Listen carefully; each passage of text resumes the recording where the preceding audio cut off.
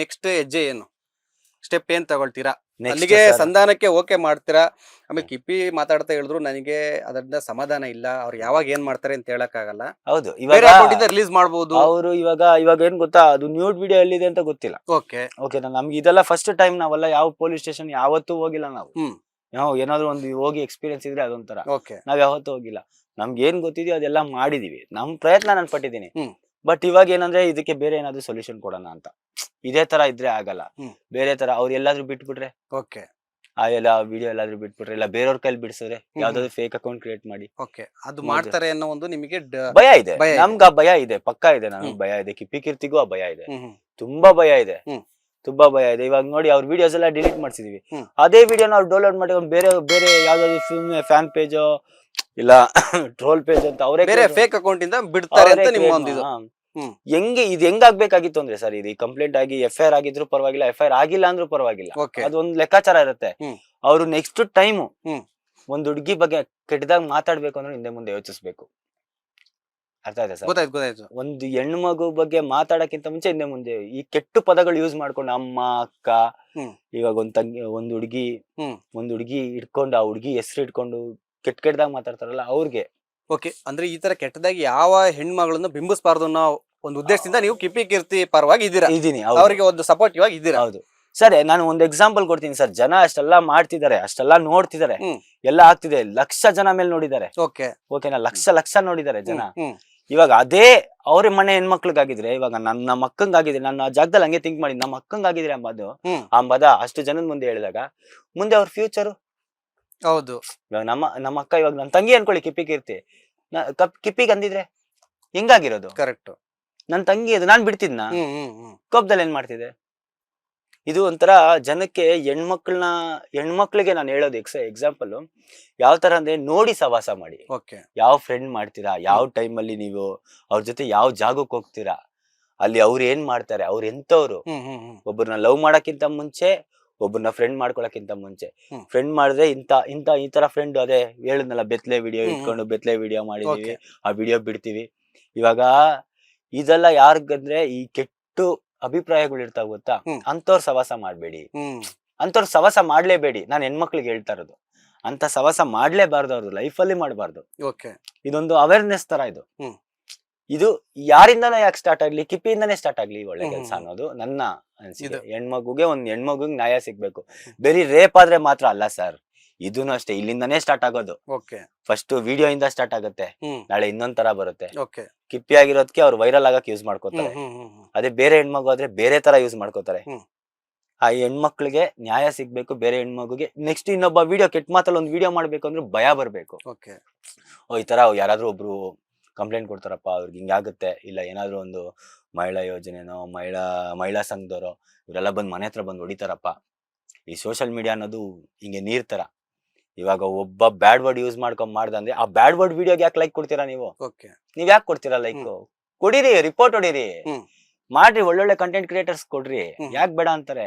ಈ ಬ್ಯಾಡ್ ವಿಡಿಯೋಗೆ ಮಾತ್ರ ನೋಡಿ, ಎಕ್ಸಾಂಪಲ್ ಕೊಡ್ತೀನಿ ನೋಡಿ. ಒಂದು ಹುಡುಗಿ ಅರ್ಧಂಬರ್ಧ ಡ್ರೆಸ್ ಹಾಕೊಂಡ್ ವಿಡಿಯೋ ಮಾಡಿದ್ರೆ ಲೈಕ್ಸ್ ಕಿತ್ಕೊಂಡು ಹೋಗಿರುತ್ತೆ. ಅದೇ ಒಂದ್ ಹುಡುಗಿ ಫುಲ್ ಡ್ರೆಸ್ ಮಾಡಿ ಒಂದ್ ಸಕ್ಕದಾಗ ಡ್ಯಾನ್ಸ್ ಮಾಡಿದ್ರೆ ಲೈಕ್ಸ್ ಇರಲ್ಲ, 100-150 ಇರುತ್ತೆ. ನಮ್ ಜನಕ್ಕೆ ಇದು ಎಲ್ಲ ಗೊತ್ತಾಗ್ಬೇಕು. ಈ ತರ ಹಿಂಗಿದೆ. ಇವಾಗ ಎಲ್ಲರಿಗೂ ಆಸೆ ಇರುತ್ತೆ ಸರ್, ಹೆಣ್ಮಕ್ಳಿಗೆ ಎಲ್ಲರಿಗೂ ಆಸೆ ಇರುತ್ತೆ. ಗಂಡಸರಿಗೆ ಆಗ್ಲಿ ಹೆಣ್ಮಕ್ಳಿಗೆ ಆಗ್ಲಿ ನಾವು ಬೆಳಿಬೇಕು ಅನ್ನೋದು ಇರುತ್ತೆ. ಇವಾಗ ಜನಕ್ಕೆ ಏನ್ ಬೇಕೋ ಅದನ್ನ ನಾವು ಕೊಡಕ್ ಟ್ರೈ ಮಾಡ್ತೀವಿ. ನೀನ್ ಒಳ್ಳೇದನ್ನ ಕೊಡು, ಯಾಕೆ ನೀವ್ ಒಳ್ಳೇದಕ್ ಲೈಕ್ ಕೊಡು, ಯಾಕೆ ಜನ ಇವಾಗ ಹಂಗೆ ಕೆಟ್ಟದಕ್ ಕೊಡ್ಬೇಕಾದ್ರೆ ಜನ ಕೆಟ್ಟದಲ್ಲೇ ಹೋಗ್ತಾರೆ. ನಿಮ್ಗೆ ರೀಸೆಂಟ್ ಆಗಿ ನಡೆದಿರೋ ನ್ಯೂಸ್ ಗಳೆಲ್ಲ ಗೊತ್ತು, ಕೆಟ್ಟದಲ್ಲೇ ಹೋಗಿರೋದು. ಒಳ್ಳೇದ್ ಯಾವ್ದು ಬಂದಿಲ್ಲ. ಒಳ್ಳೇದ್ ಯಾವ್ದು ಬಂದಿದೆ? ಯಾವ್ದು ಬರಲ್ಲ. ಸೊ ಇವಾಗ ಒಂದೇನಂತಂದ್ರೆ, ಇವಾಗ ನಿಮ್ಗೆ ಪೊಲಿಟಿಷಿಯನ್ ನಿಮ್ಗೆ ಸಂಧಾನ ಮಾಡೋದು ಸಮಾಧಾನ ಇಲ್ಲ, ಕಾಂಪ್ರಮೈಸ್ ಸಮಾಧಾನ ಇಲ್ಲ. ಸೊ ನಿಮ್ದೇನು ಕಿಪ್ಪಿ ಅವ್ರದ್ದು ನಿಮ್ದು ನೆಕ್ಸ್ಟ್ ಸ್ಟೆಪ್ ಏನಂತ?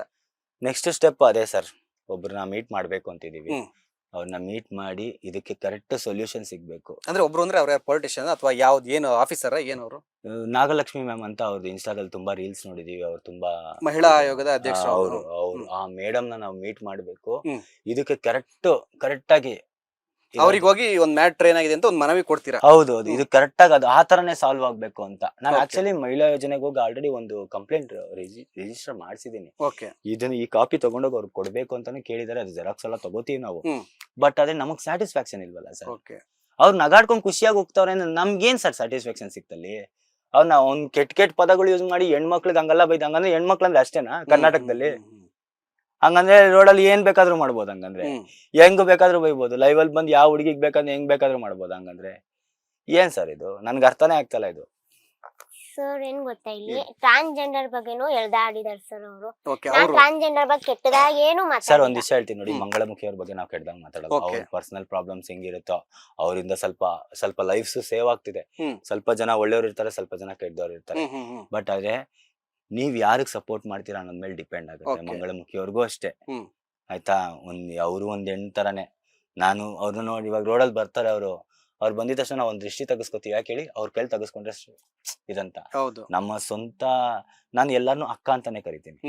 ನನಗೆ ನಾರ್ಮಲ್ ಟ್ರಾನ್ಸ್ಜೆಂಡರ್ ಶಿವನ್ ರೂಪ ಅಂತಾರೆ. ಸೊ ಅವ್ರಲ್ಲಿ ಒಳ್ಳೆಯವ್ರು ಇರ್ತಾರೆ, ಕೆಟ್ಟವ್ರು ಇರ್ತಾರೆ, ಇಲ್ಲ ಅನ್ನಲ್ಲ. ಬಟ್ ನಾನು ಅವ್ರ ಬಗ್ಗೆ ಕೆಟ್ಟದಾಗಿ ಎಲ್ಲೂ ಬೈದಿಲ್ಲ.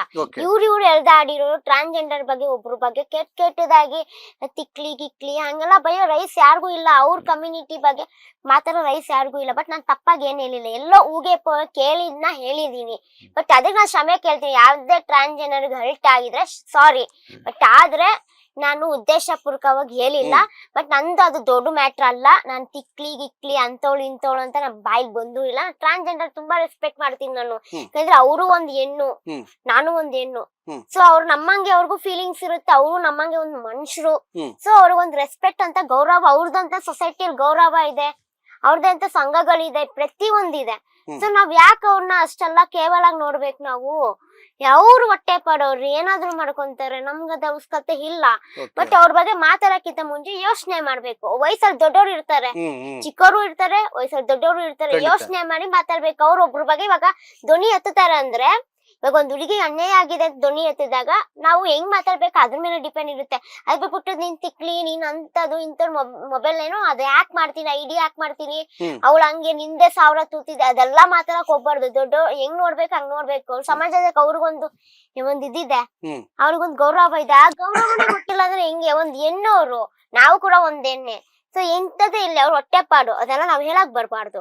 ಬಟ್ ನಮ್ಮ ವಿಷಯಕ್ಕೆ ಅವ್ರು ತಲೆ ಹಾಕ್ತಿದಾರು ಅಂದ್ರೆ, ಒಂದ್ ಹೆಣ್ಣು ಒಂದ್ ವಿಷಯದ ತಲೆ ಹಾಕ್ತಿದಾರು ಅಂದ್ರೆ, ಆಗ ನಂಗೆ ಸಪೋರ್ಟ್ ಮಾಡೋರೆಲ್ಲ ಕೆಟ್ಟವ್ರ? ನಂಗೆ ಸಪೋರ್ಟ್ ಮಾಡೋರ್ಗೆಲ್ಲ ಹೋಗಿ ಬೈತಾ ಇದಾರೆ.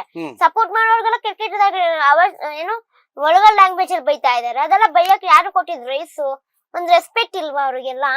ಸುಮ್ನೆ ಬಂದ್ ಕಮೆಂಟ್ ಗಳ ಹಾಕ್ತಾರೆ, ಸುಮ್ನೆ ಅವ್ರಿಗೆ ಲೈವ್ ಅಲ್ಲೆಲ್ಲ ಬಂದು ಕೆಟ್ಟ ಬೆದರಿಕೆ ಆಗ್ತಾರೆ. ಇವ್ರಿಗೂ ಬೆದರಿಕೆ ಆಗ್ತಾರೆ, ಮನೆಗ್ ಬಂದು ತಿನ್ನಿ. ಮತ್ತೆ ಇವ್ರ ಬಟ್ಟೆ ಬಗ್ಗೆ ಎಲ್ಲ ಮಾತಾಡಿದ್ರೆ ರೈಸ್ ಇಲ್ಲ. ಅವ್ರು ದುಡ್ಕೊಂಡ್ ತಿಂತಾ ಇದಾರೆ, ದುಡ್ಕೊಂಡ್ ಬಟ್ಟೆ ತಗೊಂತಾ ಇದಾರೆ. ಸೊ ಅವ್ರ ಇಷ್ಟ ಅದು, ಯಾವ್ದಾದ್ರು ಎಷ್ಟ್ ಬಟ್ಟೆ ಜೊತೆ ಅವ್ರಿದ್ದಾಗ ಪ್ರತಿಯೊಂದು ಖರ್ಚು ನಾನೇ ನೋಡ್ಕೊಂಡಿರೋದು. ಯಾರದ್ದು ನಾನು ಇಲ್ಲಿವರೆಗೂ ಒಬ್ರ ಹತ್ರ ಅಲ್ಲ. ಒಂದ್ ಕ್ವಶನ್ ಅದಕ್ಕೆ ಕೇಳ್ಬೇಕು. ಏನಕ್ಕೆ ಅಂತಂದ್ರೆ, ನೀವು ನಿಮ್ದು ಬೇಸಿಕಲಿ ಡ್ಯಾನ್ಸರ್ ಅಂತ ಹೇಳಿದ್ರಿ, ನಂದ ಉದ್ಯೋಗ ಅದು ಅಂತ ಹೇಳಿದ್ರಿ. ಮುತ್ತು ಮತ್ತೆ ದರ್ಶನ್ ಏನು ಕೆಪಿನೇ ಕೇಳ್ಬಿಡ್ತಿ, ಮುತ್ತುದ್ ಏನು ಕೆಲಸ ಏನ್ ಮಾಡ್ತಾರೆ? ಕಾಂಟ್ರಾಕ್ಟರ್ ಅಂತ ಹೇಳ್ಕೊಂಡು ಯಾರು ಮುತ್ತು?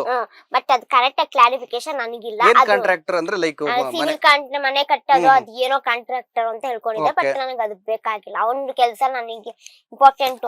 ಆ ಕೆಲಸ ಮಾಡ್ತೀನಿ ಅಂತ ನಿಮ್ಮ ಹತ್ರ ಹೇಳ್ಕೊಂಡಿರೋದು. ಓಕೆ. ದರ್ಶನ್ ಅವ್ರೇನ್ ಕೆಲಸ ಮಾಡ್ತಾರೆ? ಮಾಡಲ್ಲ ಸರ್. ಅವ್ರ ಏನ್ ಕೆಲ್ಸ ಮಾಡಿ ನಾನು ಇಲ್ಲಿ ತಕ ನೋಡಿಲ್ಲ. ಅವ್ರ ರೀಲ್ಸ್ ನನ್ ಜೊತೆ ರೀಲ್ಸ್ ಮಾಡ್ತಾ ಇದ್ರು, ನನ್ ಜೊತೆ ಪ್ರಮೋಷನ್ ಮಾಡ್ತಾ ಇದ್ರು. ಇದು ಬಿಟ್ರಿ, ಇದೆರಡ್ ಬಿಟ್ರಿ ಬೇರೆ ಕೆಲ್ಸ ಮಾಡೋದ್ ನಾನ್ ನೋಡಿಲ್ಲ. ಬಟ್ ನನ್ಗೆ ಗೊತ್ತಿಲ್ಲ. ಇವಾಗ ಅದೇ ಪ್ರಾಬ್ಲಮ್ ಆಗಿರೋದು. ಇವಾಗ ಕಿಪಿ ಕೀರ್ತಿಲ್ಲ ಅಂದ್ರೆ ಅವ್ರಿಗೆ ಪ್ರಮೋಷನ್ ಯಾರು ಕೊಡಲ್ಲ. ಓಕೆ. ಅದು ಮೇನ್ ರೀಸನ್. ಅದ್ರಿಂದ ಇವ್ರು ಹೆಂಗಾದ್ರು ಮಾಡಿ ಕೆಣಕಿ ಹೆಂಗು ನಾನಿಲ್ಲ ಅಂತ ಗೊತ್ತಾಗೋಯ್ತು ಅವ್ರಿಗೆ. ನಾನಿಲ್ಲ, ಹೆಂಗು ಜೊತೆಗಿಲ್ಲ, ಊರ್ಗೋಗಿ ಅವ್ರ ಅಮ್ಮನ್ ನೋಡಕ್ ಹೋಗಿದ್ದಾರೆ ಅನ್ನೋದು ಗೊತ್ತಾಗಿನೇ ಇವ್ರು ಬೈದಾಡ್ಕೊಂಡು ಅವ್ರ ಅಮ್ಮನ್ ಮುಂದೆ ಇವ್ರು ಏನು ಮಾತಾಡಕ್ ಆಗ್ತಿಲ್ಲ. ಅವ್ರ ಮಮ್ಮಿ ಮುಂದೆ ಏನ್ ಮಾತಾಡ್ತಾರೆ? ಅದು ಒಂದು ಮೇನ್ ಇದಾಗ್ಬಿಟ್ಟಿದೆ ಅವ್ರಿಗೆ. ಒಂಥರ ಅಡ್ವಾಂಟೇಜ್ ಆಗ್ಬಿಟ್ಟಿದೆ. ಸಿಂಗಲ್ ಪೇರೆಂಟ್ ಏನ್ ಬೇಕಾದ್ರೂ ಮಾಡ್ಕೋಬಹುದು. ನನಗೆ ಬೈತಾ ಇದ್ರೆ ಕೇಳಿಸ್ಕೊಂಡ್ ಸುಮ್ನೆ ಇರ್ಬೇಕು ಅಂತ ಅನ್ಸ್ತು. ಯಾಕಂದ್ರೆ ಸತಿ ನಾನು ಅವನೇನೋ ಇಲ್ಲ ಆಗ್ತಾ ಅನ್ಸೋ ನಾನ್ ಇಲ್ಲ ಆಗ್ತೆ. ಸೊ ಅದು ನನ್ಗೆ ಹೆಂಗಾಗೋದು, ಎಫೆಕ್ಟ್ ನನಗೆ ಹೊಡೆದು ಬಿಡ್ತು. ಎಲ್ಲರ ಹತ್ರ ನಾನ್ ಮುಖ ಕುಗ್ಗಿಸ್ಕೊಂಡ್ಬಿಟ್ಟೆ. ಈ ಸತಿ ನನ್ ತಪ್ಪು ನಂದಿಲ್ಲ. ಬಟ್ ಮೌನಿವಾಗಿದ್ರೆ ಮೌನಿಯಾಗಿದ್ರೇನೆ ಎಲ್ಲ ಗೆಲ್ಲಕ್ ಸಾಧ್ಯ. ಸುಮ್ನೆ ನಾನ್ ತಪ್ಪು ಮಾಡಿರೋರೆ ರೆಗ್ರಾಡ್ಕೊಂಡ್ ಆಡೋದು. ತಪ್ಪು ಮಾಡಿಲ್ಲ ಅಂದ್ರೆ ಸೈಲೆಂಟ್ ಆಗಿದೆ, ವಾದನೂ ಕೂಡ ಮಾಡಲ್ಲ, ಸತ್ಯ ಕಡೆ ಹೋಗುತ್ತೆ ಅದು. ಇದು ಹೆಂಗಂದ್ರೆ ನಾನು ವಾದ ಮಾಡ್ಕೊಂಡು ಹೋದ್ರೆ ಅವನೇನೋ ನನಗ್ ಬೈದ ಅಂತ ಅವನಿಗೆ ಬೈದ್ರೆ ನನ್ ತಪ್ಪಾಗ್ಬಿಡ್ತಿದ್ದು, ನೀನ್ ಹೆಂಗೆ ಅವನಿಗೆ ಹಂಗ್ ಬೈತಿದ್ಯಾ ಅಂತ ನನ್ಗೆ ಗೇಮ್ ಹೊಡಿತಿತ್ತು. ಲೇಟೆಸ್ಟ್ ಹಾಗೂ ಇಂಟ್ರೆಸ್ಟಿಂಗ್ ಸುದ್ದಿಗಳಿಗಾಗಿ ಬಾಸ್ ಟಿವಿ ಕನ್ನಡ ಚಾನೆಲ್ನ ಸಬ್ಸ್ಕ್ರೈಬ್ ಮಾಡಿ, ಹಾಗೆಯೇ ಬೆಲ್ ಐಕಾನ್ ಪ್ರೆಸ್ ಮಾಡಿ. ಇದರ ಜೊತೆಗೆ ಫೇಸ್ಬುಕ್, ಇನ್ಸ್ಟಾಗ್ರಾಮ್, ಎಕ್ಸ್ ನಲ್ಲೂ ಮಿಸ್ ಮಾಡದೆ ಫಾಲೋ ಮಾಡಿ.